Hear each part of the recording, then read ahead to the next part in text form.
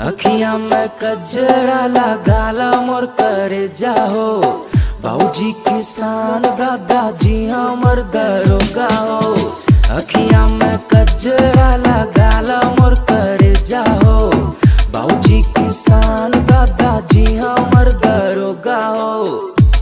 यरी माटी कोड़े झालू अरुणवा के खेत में, सुना ताने का हर शादी होखे वाला बा जेठ में। जाए से पहले गो चुम्मा हमके दे जाओ। अखियां में कजरा लगाला मोर करे जाओ, बाबूजी किसान दादाजी हमर दरोगा हो। ओढ़नी के तान के तू जालू खरे यानी में, खेत में हम धान रोपे ठेउन भर पानी में। चढ़ले जमाने में करे जा के न घूमा तारू हो, ए चिंटुआ के माई है न सुना तारू हो।